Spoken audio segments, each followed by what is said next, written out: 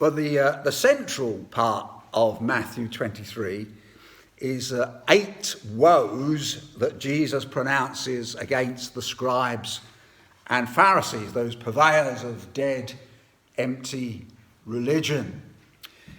But this morning we're going to be looking at the lead up to those denunciations, and then just the first 5 of those 8 woes.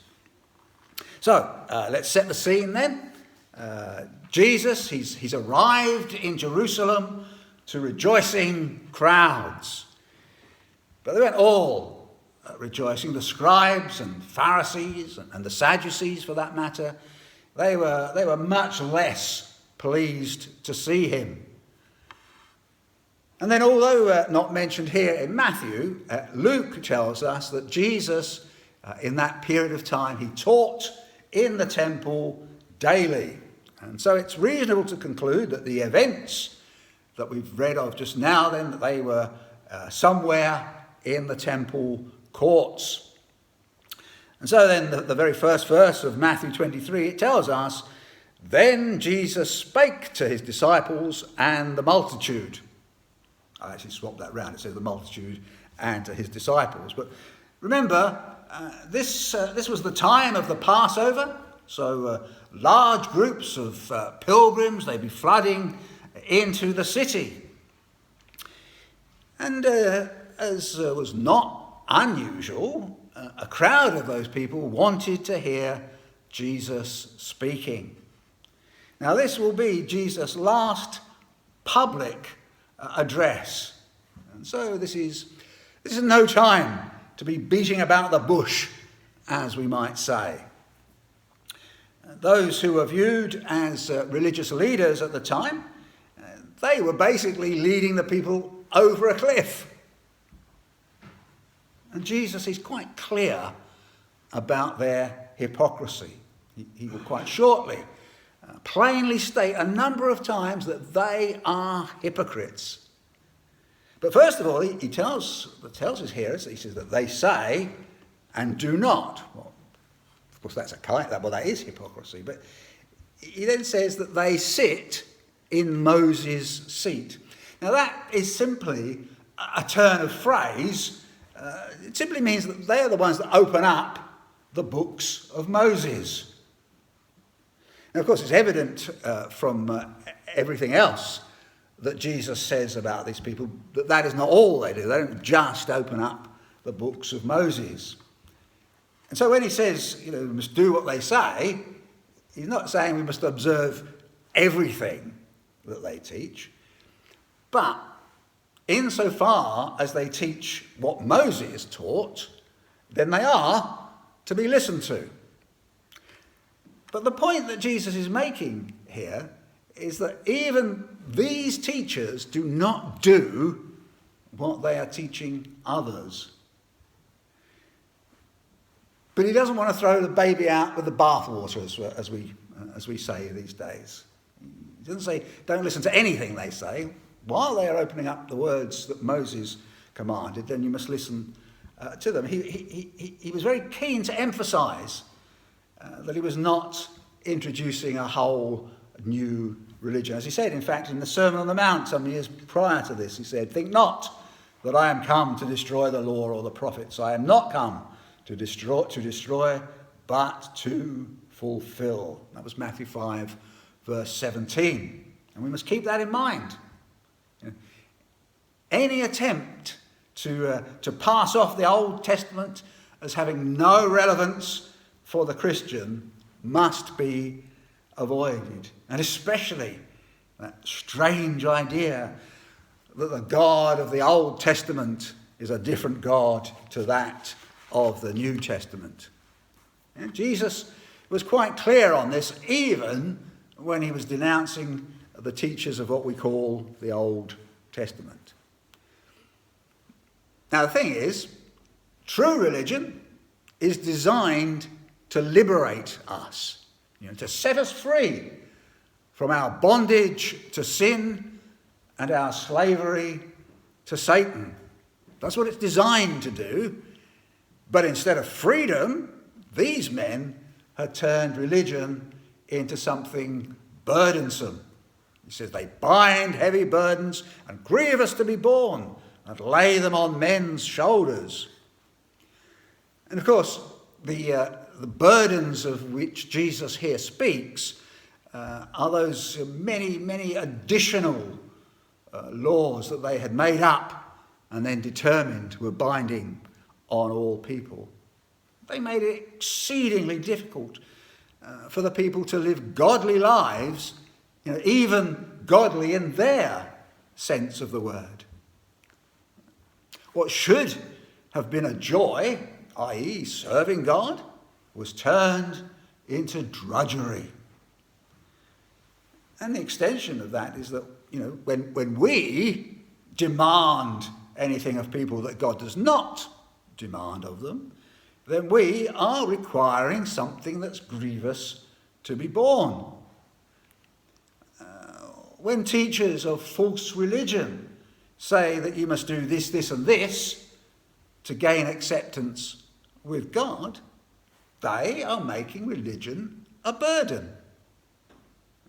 God himself says that if you want to please him by what we do, if that's how we want to please him, then we have to obey his law, his revealed will, in every last detail. Now, this is something we cannot do.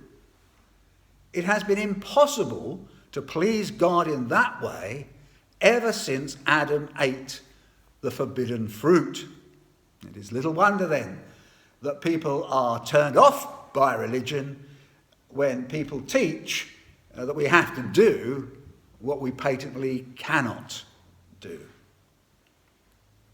Now, for ourselves as believers, do we rejoice in our faith? Or are we inwardly, secretly dragged down by our religion? Now, if we are, we may need to search ourselves to see if we are truly reliant on Jesus for our acceptance before God. Now, interestingly, these religious leaders of the time, those to whom Jesus refers, they demanded much. You must do this and this and this and this, etc., etc. But they did little to nothing to help. And of course, that then is something else that we have to watch out for. Even if we've been faithfully explained the gospel, even if it's been believed in sincerity, even then, in this new freedom that gives us, there can still be difficulties to face.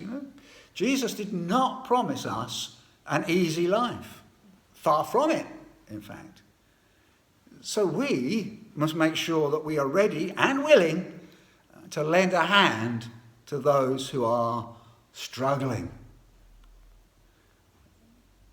So teachers of false or bad religion, they may not do anything to help. In fact, they don't do anything to help. But what they do, whatever they do all for themselves, as Jesus said. But all their works they do for to be seen of men. He says they make broad their phylacteries and enlarge the borders of their garments. Now, I think I've told you this before, but phylacteries were little wooden boxes. They'd be worn on the forehead or on the left arm. And in those boxes were contained small portions of the law. And this custom had arisen from the words of Moses found in Deuteronomy, in Deuteronomy 6 and verse 8.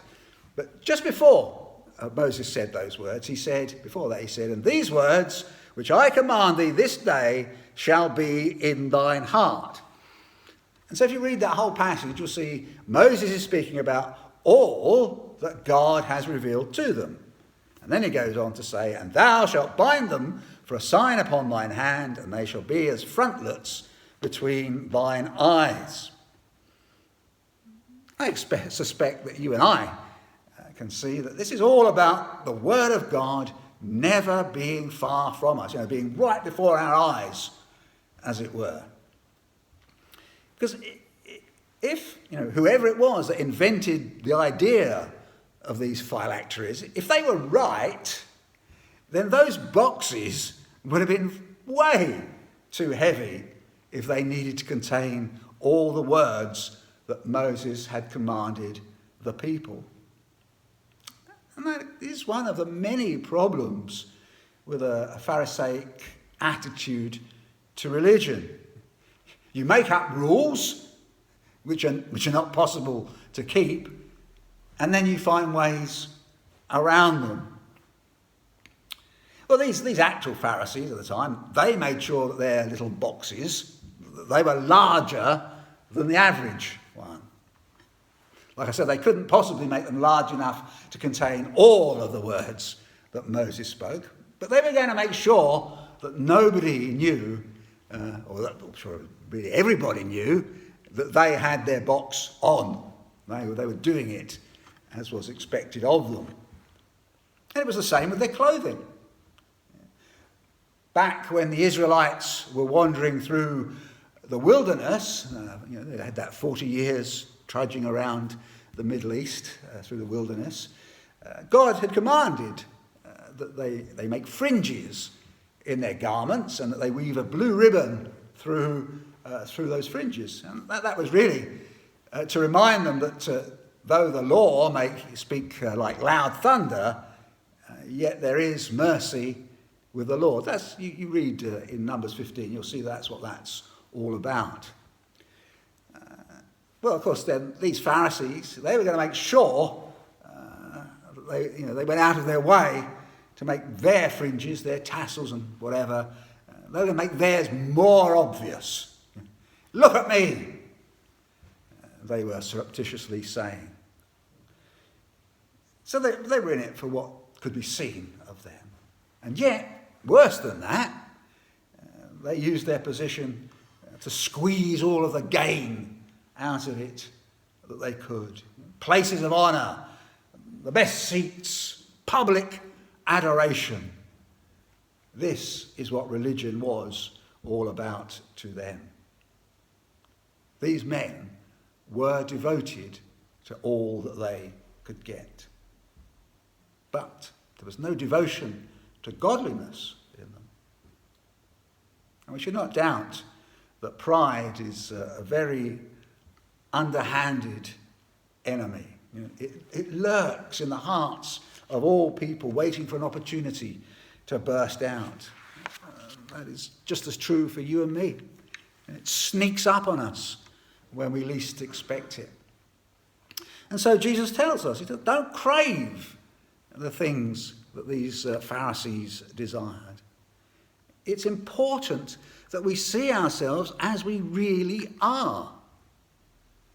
And so he picks out of all those things, he picks out their desire to be publicly thought of in a superior light.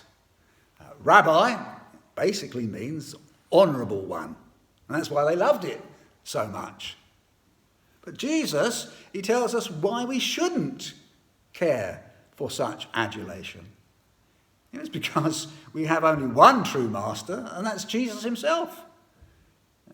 If we have only one true master, then the rest of us are all his disciples. And so no matter what our station in this life, we are all brothers and sisters. The clear implication is that not one of us, not one is superior one over another. And it's in the same vein that he tells us not to call anyone father. Now, it's patently obvious that he is not referring to parents or even anyone stood in a quasi-parental position. You can see from the context of what he is saying that this is all about not giving someone some kind of honour that really belongs to God alone. And that's the same with master. Master here means something akin to schoolmaster, a teacher. But it does carry with it the idea of being a leader, so perhaps a headmaster, we might say. But it says that this also has no place among the godly. But again, just as with father, that doesn't mean there are to be no teachers among the church. The Bible specifically tells us that God gave the church some teachers. You'll find that in Ephesians 4 and verse 11. But in keeping with this whole passage, this tells us that even these teachers that God has given to us, they must be subject to the guidance and instruction of Jesus. A pastor or a teacher in the church is not somehow better than anyone else in the church. They just have different gifts. So these words here, they're not some basis for communism. Rather, they are to ensure that we don't obscure the eminence or the prominence of God, by our, let's be honest, pitiful abilities. And this is especially so as we recognise that whatever we do have, we only have because God gave it to us in the first place. And so then he brings out to a conclusion saying, "But he that is greatest among you shall be your servant." You can see that there in verse 11. You can see that from this that the highest honour in the church is not how much you can rule over others, but how much you can serve others. That's the highest honour. That's the highest privilege that there is in the church. And although this isn't within a church setting, the late Queen Elizabeth II was a good example of this. Everybody acknowledges that she gave her whole reign as queen to serving the nation. She was the queen, but she was a servant. And that is what we must consider, how much and how well we can serve. Of course, the greatest example of this is Jesus himself, King of Kings and Lord of Lords, but who came to earth not to be ministered unto, but to minister. Minister in that sense, I'm sure you know, means to serve. And the thing is, if we do not submit ourselves willingly in this fashion, well, God will ensure that we are humbled. If we entertain too high an opinion of ourselves or boast about our gifts as being better than others, then God will bring us low. On the other hand, those who humble themselves, that is, those who live and behave as Christ teaches here, these will be elevated to the summit, as it were. We must be thankful that God has saved us and called us to himself. That's what we've got to be thankful for. We shouldn't waste our time thinking about how we are some very spiritual people and deserve to be treated better than others. And if we place ourselves in too low an estimation, then God himself will place us up high, as I say.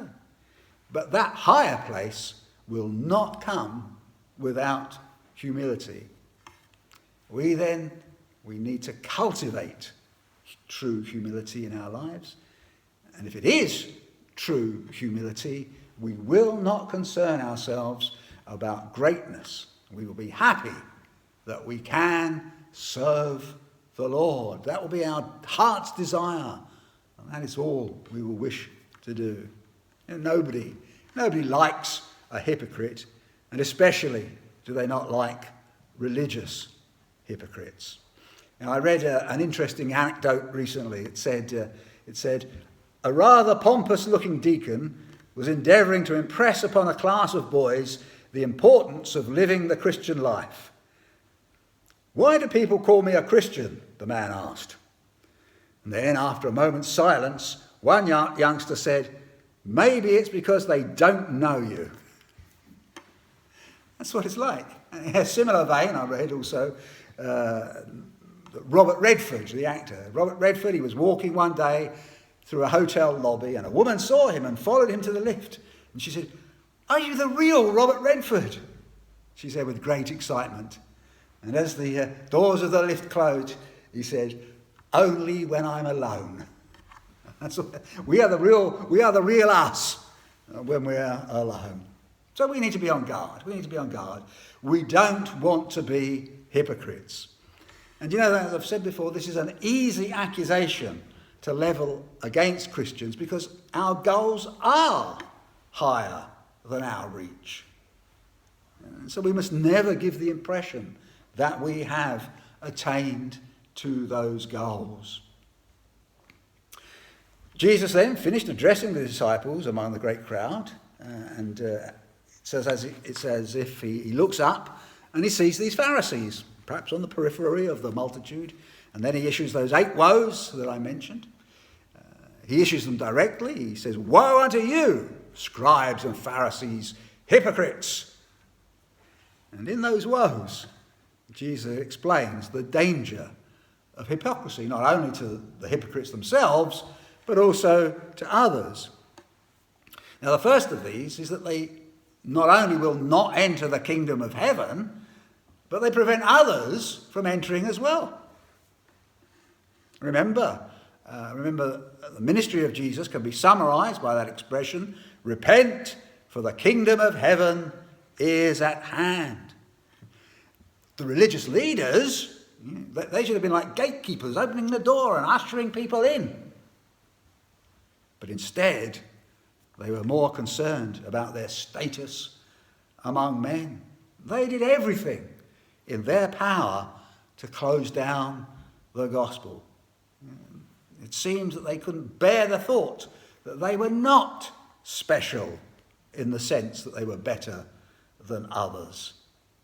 Works righteousness was everything to them.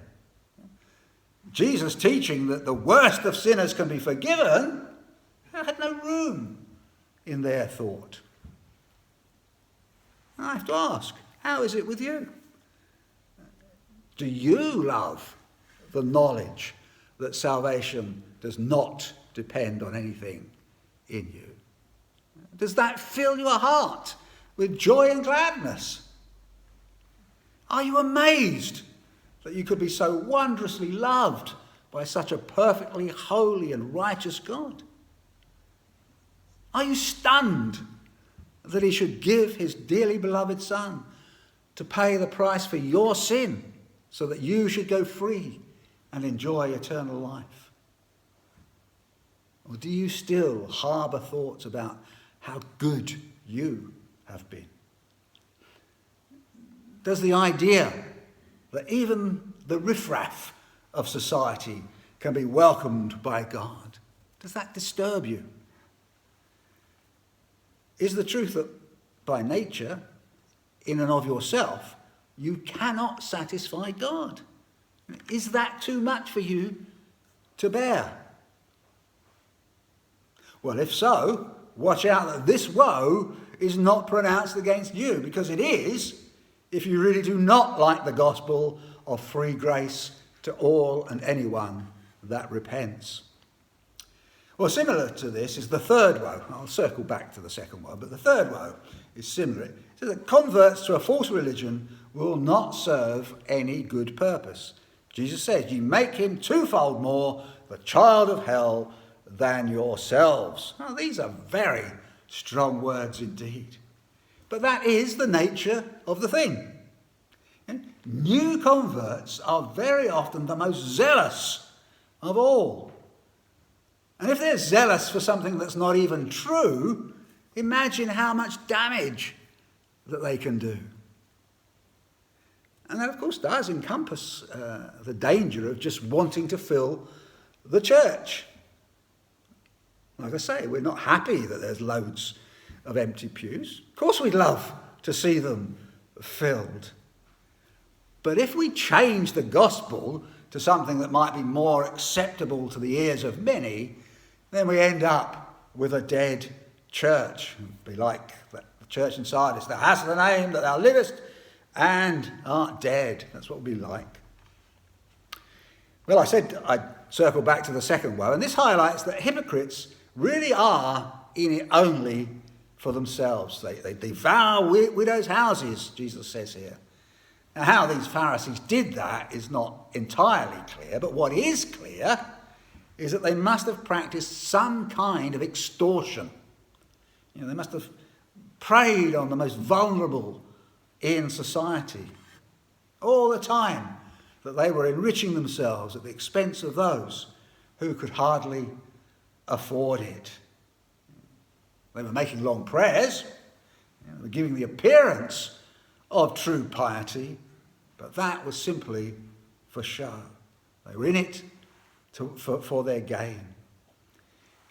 If we enhance ourselves, if we boost our wealth in an unjust way, so that the poor become poorer, we incur God's wrath.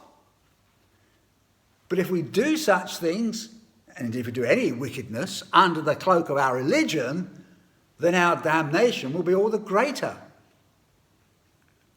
And it has to be said that any reading of church history will throw up many examples of such wickedness. It must be an easy trap to fall into. But we can avoid this trap by sticking close to our Lord and his teaching. Well, in the fourth woe, Jesus explains at quite some length the spiritual blindness of teachers of false religion. In this example, in the matter of swearing oath, the focus for these false teachers was all on that which had value in the world, gold and gifts. But Jesus draws our minds back to what it was that gave that gold and those gifts their true value. He says the temple and the altar, those are what make the gold and gifts special. The very things that the scribes and Pharisees had said had no value when it came to swearing oaths. He calls them blind guides because they do not know what they are talking about and therefore cannot direct people aright. Now, I don't want to get sidetracked by the issue of oath swearing, so I'm going to bypass that. But what is evident is that when anybody has an undue attachment to the things of this world, they may well be going off the rails. A prime example, of course, is the health and wealth gospel. The focus for those who promote that view is firmly entrenched in this world, on the health and wealth. But this is not where our focus should be. Our focus must be on Jesus. This world can only distract us from him and all the eternal blessings that are to be found in him. And this same sort of distorted vision, for want of a better phrase, impacts a proper appreciation of God's law. Jesus said in verse 24, "Ye blind guides, which strain at a gnat and swallow a camel." Hypocrites tend to be very scrupulous about minor details because that hides all their failings around much more important things. And it seems that these Pharisees, they didn't omit anything from their tithing, right down to every kind of tiny little herb. Now, tithing was a requirement of God, and the Pharisees, they do appear to have been absolutely fastidious about it. But they did this while ignoring the more important things of justice and the love of God. If they thought that such meticulous tithing equated to the love of God, they were patently wrong.